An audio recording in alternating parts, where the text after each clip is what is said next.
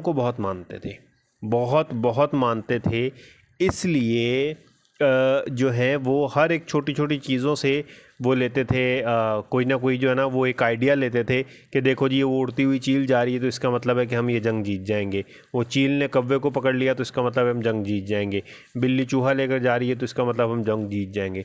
तो इस चीज़ों पे बहुत बिलीव करते थे। और उनके जो हैं बहुत सारे देवता भी थे। वो देवता कौन कौन थे ये मैं आपको बताता हूँ, मेरे साथ जुड़ के रहिए।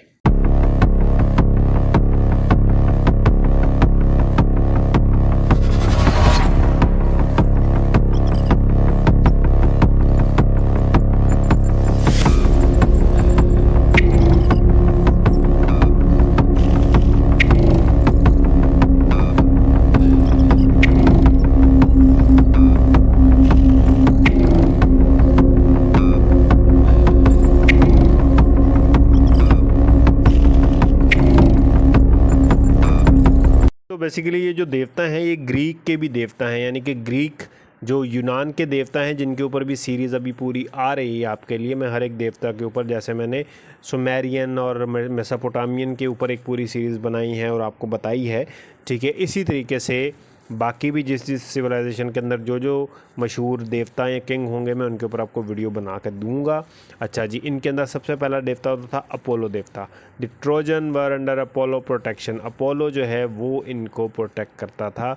उसको आप ये भी कह सकते हैं कि वो जंग का देवता था। और आपने अक्सर अपोलो देखा भी होगा कि एक पत्थर की बुत जो है ना वो तीर तीर पकड़ के खड़ा होता है। ये मैं सामने लगा भी रहा हूँ, ठीक है, इसको आप देख लीजिएगा। तो यही है अपोलो देवता।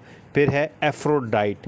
ये थी गॉडेस ऑफ लव, जैसे वो एश्तर देवी है ना इसकी सुमेरिया की, इसी तरीके पर यहाँ पर एफ्रोडाइट जो है वो देवी थी मोहब्बत की, प्यार की, और उसके अलावा जो है यानी कि हर अच्छे काम की, शायरी की, पोइट्री की, सेक्टर सेक्टर। और उसी के बारे में कहते हैं कि उसी ने ही पेरिस के दिल में हेलेना की, जो पेरिस शहज़ादा था उसके दिल में हेलेना की जो है वो मोहब्बत डाली थी, जिस औरत के लिए ये जंग हुई थी। फिर उसके बाद इनका एक और देवता है, दैट इज़ ज़्यूस। सही है। तो ज़्यूस जो है वो उसके बारे में कहते हैं कि वो दोनों तरफ ही था, वो दुश्मनों की तरफ भी था, वो अपनों की तरफ भी था। और अल्टीमेटली उसी ने कहा कि यार ये शहर अब गर्क ही हो जाए, क्योंकि 10 साल बहुत हो गए खून खराबा। फिर इसके बाद जब इसको खुदाई इसकी की गई, इस शहर की, सलेमान ने जो खुदाई की है, तो ऑब्वियसली सोना, चांदी, हीरे जवाहरात, खंजर, चाकू, हथियार, खाने पीने के बर्तन और इसके इस तरह की बहुत सारी चीज़ें मिली। और ऐसे ऐसे ऑर्नामेंट, ऐसे ऐसे यानी कि गहने, ऐसे ऐसे जो है वो ज़ेवरात मिले कि जिनके बारे में ये एक अनुमान, एक अंदाज़ा लगाया गया कि यकीनन ये उस टाइम के बादशाहों के ही होंगे। तो उसको बहुत कुछ मिला जिसे अल्टीमेटली वो चुरा कर जो है अपने मुल्क ले गया था। मैंने आपको मिथ बता दिए कि इसके बारे में जो एसोसिएटेड है मिथ या थ्योरीज़, वो ये है कि जी इसको ट्रोजन हॉर्स की वजह से तबाह बर्बाद किया गया। आर्किलिस की हील पे कुछ लगेगा तो वो मरेगा। जो पेरिस शहज़ादा उसके दिल में एफ्रोडाइट ने मोहब्बत डाली थी हेलेना की, तो इसलिए उसने उसको रंग दे दिया था कि ठीक है जी हेलेना को अब हम ले आए, अब वापस नहीं करेंगे। हालांकि ये गलत था, वो उसको लेकर आए थे, बट गलत एक और तरह भी था। अगर औरत किसी के साथ जाना चाहती है तो फिर उसको रोकना नहीं चाहिए। अब ये जो इस टाइप की चीज़ें हैं वो हिस्ट्री भी बना रहे हैं और फिक्शन भी बना रहे हैं। मे बी ये कोई फिक्चुअल स्टोरी है, मे बी ये हिस्ट्री है, अब ये तो नहीं पता, लेकिन इस तरह की चीज़ें एसोसिएटेड हैं। इसमें जो इंटरेस्टिंग फैक्ट और आ जाते हैं वो ये कि ट्रॉय एक नहीं था, मल्टीपल। मैंने आपको पहले ही बताया, यानी कि उसमें खुदाई में ये पता चला कि ये सिटी बहुत बार तबाह हुआ और बहुत बार इसको फिर से दोबारा से बनाया गया। फिर इसके अलावा ट्रोजन हॉर्स तो आपको पता है। फिर इसकी जो स्ट्रैटेजिक लोकेशन थी बिटवीन यूरोप एंड एशिया, आपको पहले ही बताया, नबी पाक सल्लल्लाहु अलैहि वसल्लम ने भी जो है इस्तंबुल को क्यों फ़तह करने के लिए, कुस्तुनिया को क्यों फ़तह करने के लिए कहा था, क्योंकि वो ट्रेड रूट के ऊपर था और वो हर हाल में मुसलमानों के कब्ज़े में होने चाहिए था, क्योंकि वो एशिया और यूरोप के दरमियान में एक जो है सिटी था। तो ये भी, इसकी भी इसलिए अहमियत थी कि ये दो बड़े, यानी कि बड़े आज़मों के अंदर जो है, दो बड़े कॉन्टिनेंट्स के अंदर एक पूरा का पूरा एक इलाका था।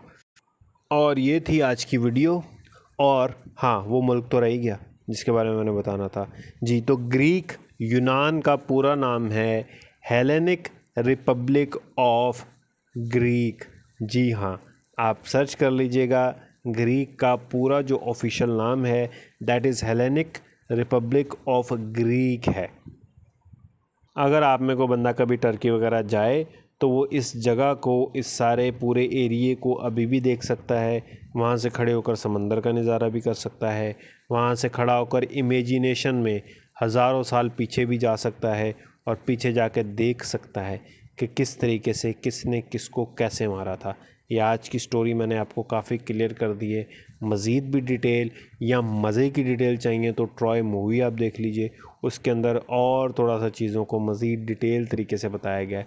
तो बेसिकली देखें, हुमर नाम के उस शायर ने एक पूरे सिटी की दरियाफ्त का जो है सिर्फ़ एक नज़म के साथ, एक नज़म, लिखी हुई नज़म के साथ जो है रास्ता बताया।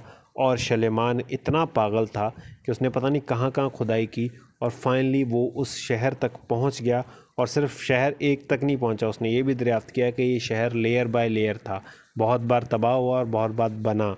ठीक है, ये 6वें और 7वें शहर के ट्रॉय के बारे में बात की जा रही है कि उस दौरान ट्रोजन वॉर्स हुई थी।